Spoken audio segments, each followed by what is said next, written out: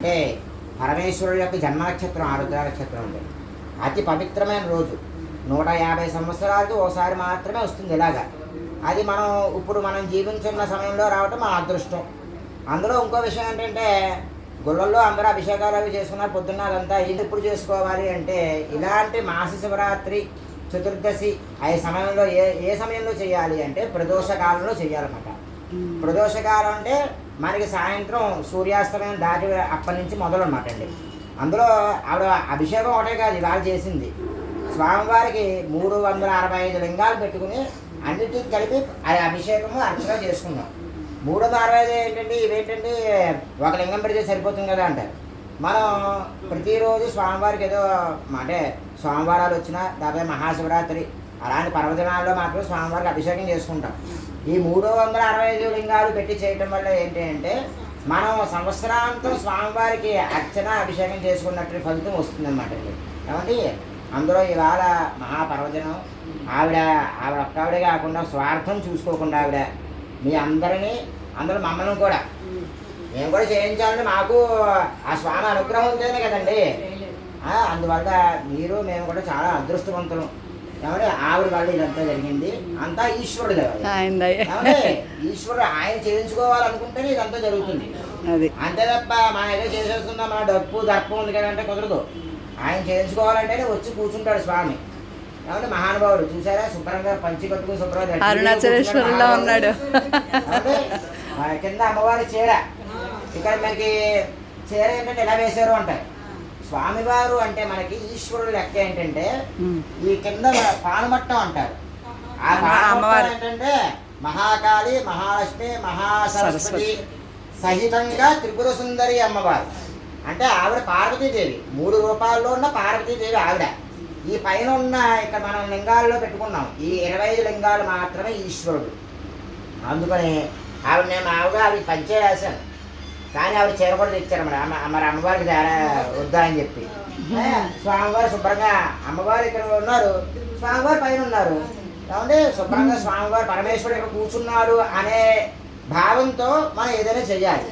అందువల్ల స్వామివారికి ప్రతిరోజు కూడా ఈశ్వరుడు ఏం చేస్తారంటే ప్రతిరోజు ప్రదోష కాలంలో కైలాసంలో శివతాండవ స్తోత్రం చేస్తారన్నమాట. శివతాండవంలో అందరూ పాడుతూ ఉంటే ఆయన దాన్ని నాట్యం చేస్తారు పార్వతీమ్మవారితో కలిసి. ఆ నాట్యానికి మొత్తం దేవతలందరూ కూడా వచ్చి వారికి ఏ వాయిద్యం వస్తే ఆ వాయిద్యాన్ని వాయిస్తూ ఉంటారంటండి. ఆ వాయిద్యం వాయిస్తూ ఉంటే ఏంటి వాళ్ళ ఫలితం ఈశ్వరుడు విభూతి రాసుకుంటాడు కదా. ఆ విభూతి ఆయన నాట్యం చేస్తుంటే అదంతా అలా జల్లుతూ అందరి మీద పడుతుందంటండి. ఆ విభూతి అందరూ వచ్చి వారికి అక్కడ వాయిద్యాలు చేస్తూ స్వామివారిని ఇంకా ఉత్తేజపరుస్తూ ఉంటారు అన్నమాట. కాబట్టి ప్రదోషకాలంలో శివతాండవ స్తోత్రంతో స్వామివారు చేస్తారు. ఆ శివతాండవ స్తోత్రం రాసింది రావణ బ్రహ్మ అన్నమాట. కాబట్టి అది ఇప్పుడు మనం స్వామివారికి ఆయన ప్రీతిగా శివతాండవ స్తోత్రాన్ని మనం పాడదాం. కాబట్టి దానికి ఏంటంటే 3 సార్లు ఓం నమః శివాయ, ఓం నమః శివాయ, ఓం నమః శివాయ అని వస్తుందన్నమాట. ఏమంటే మీరు అందరూ కూడా అలా అంటుంటే మేము శ్లోకాలు అవి చెప్పుకుంటాం. ఏమంటే అందరూ కూడా భజన చెయ్యాలి. ఇప్పుడు కలియుగంలో మనం ఎన్ని పూజలు ఎన్ని జపాలు చేసాం కాదంటండి. స్వామివారికి భజన అంటే కీర్తన మన గాత్రం ఎంత ఉంటే అంత స్వామివారికి అలా పలికించాలి. స్వామివారికి అప్పుడు ఆయన వినే ఆయన వస్తారనమాట. ఏదైనా మన ఆపదలో ఉన్నప్పుడు వచ్చి ఆయన నేను ఉన్నాను నీకు ఎందుకు అంటాడు అదనమాట. ఏమంటే ఓం నమస్తే దేవదేవేశ, నమస్తే రుచబారూఢ, ఓం నమః శివాయ, శివాయ, ఓం నమః శివాయ, ఓం నమః శివాయ, ఓం నమః శివాయ, ఓం నమః శివాయ, ఓం నమః శివాయ, ఓం నమః శివాయ, ఓం నమః శివాయ, ఓం నమః శివాయ, ఓం నమః శివాయ, ఓం నమః శివాయ, ఓం నమః శివాయ, ఓం నమః శివాయ. జనార్దనోయ్ జగజ్జన ప్రవాహ వికస్తరే గణేశ వన్యతాన్వితర్భుజంగతుంగమాలికా. ఓం నమః శివాయ, ఓం నమః శివాయ, ఓం నమః శివాయ.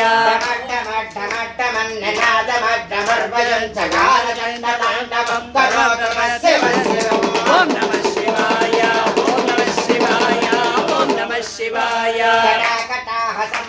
భ్రమణిలింపనిర్జరి విలోల వీచి వల్లరి విరాజమాన మూర్తనే ఓం నమః శివాయ ఓం నమః శివాయ ఓం నమః శివాయ ధగద్ధగద్ధగజ్వలల్లలాట పట్ట పావకే కిశోర చంద్రశేఖరే రతి ప్రతిక్షణం మమ ఓం నమః శివాయ ఓం నమః శివాయ ఓం నమః శివాయ ధరాధరేంద్ర నందిని విలాస బంధు బంధుర స్ఫురద్దిగంత సంతతి ప్రమోదమాన మానసే ఓం నమః శివాయ ఓం నమః శివాయ ఓం నమః శివాయ కటాక్ష ధోరణే నిలుత్తరాపది క్వచిదిగంబరే మనో వినోదమేతు వస్తునే ఓం నమః శివాయ ఓం నమః శివాయ ఓం నమః శివాయ జటాభుజంగ పింగళ స్ఫురత్పనామణి ప్రభా కదంబ కుంకుమశ్రల ప్రయుక్తరిత్వధూముఖే ఓం నమః శివాయ ఓం నమః శివాయ ఓం నమః శివాయ మదాద సింధురస్ఫురత్వగుత్తరే యమేదురే మనో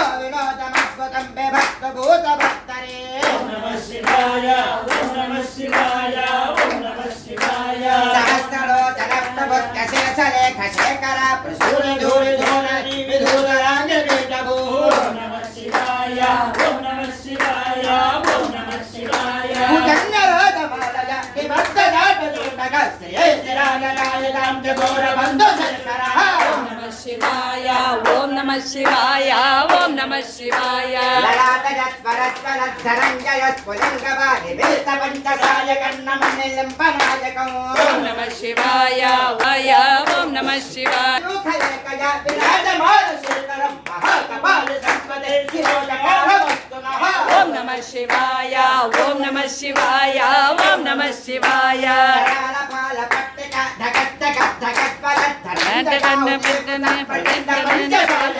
ఓం నమః శివాయ ఓం నమః శివాయ ఓం నమః శివాయ రాధరేంద్ర నందిని కుతాగ్రచిత్రభద్రగ ప్రగల్పరేక శిల్పిని త్రిలోచనే రఘుర్మమ ఓం నమః శివాయ ఓం నమః శివాయ ఓం నమః శివాయ నలీన మేఘమండలే నిరుద్ధరస్ఫురత్కోనిసేదిని తవ ప్రబద్ధ ఓం నమః శివాయ ఓం నమః శివాయ ఓం నమః శివాయ చరితరస్తునోతు కుర్తి సుందర కళానిదాన బంధుర శ్రియజ్జగద్వరందర ఓం నమః శివాయ ఓం నమః శివాయ ఓం నమః శివాయ నీల పంకజ ప్రపంచ కాళిమ ప్రభావలంబి కంఠ కందరి శుచి ప్రబద్ధ కంధరో ఓం నమః శివాయ ఓం నమః శివాయ ఓం నమః శివాయ రక్షితం పురక్షితం భవక్షితం అఖచ్చితం గదచ్చితం తగచ్చితం తమంత ఖచ్చితం భజే ఓం నమః శివాయ ఓం నమః శివాయ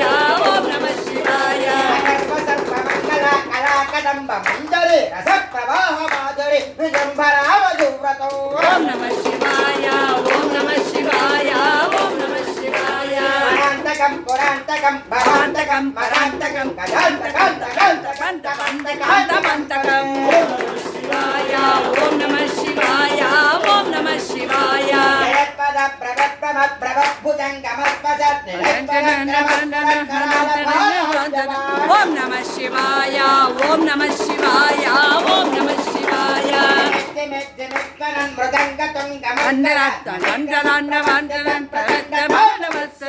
ఓం నమః శివాయ ఓం నమః శివాయ ఓం నమః శివాయ కల్పయో భుజంగమూర్తి కర్తజో గరిత్తరత్తలోచయో సుహృత్తి పక్షపుచ్చయో ఓం నమః శివాయ ఓం నమః శివాయ ఓం నమః శివాయ అరవింద చక్షుజో ప్రజామహే మహేంద్రయో సమప్రవృత్తి కక్కదా సదా శివం భజామ్యహో ఓం నమః శివాయ ఓం నమః శివాయ ఓం నమః శివాయ ఓం నమః శివాయ ఓం నమః శివాయ ఓం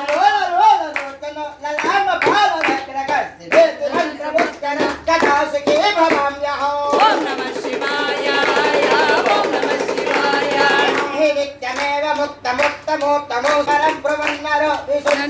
నమః శివాయ ఓం నమః శివాయ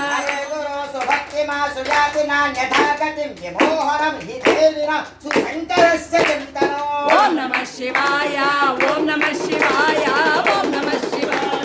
ఓం నమః శివాయ ఓం నమః శివాయ ఓం నమః శివాయ ఓం నమః శివాయ ఓం నమః శివాయ ఓం నమః శివాయ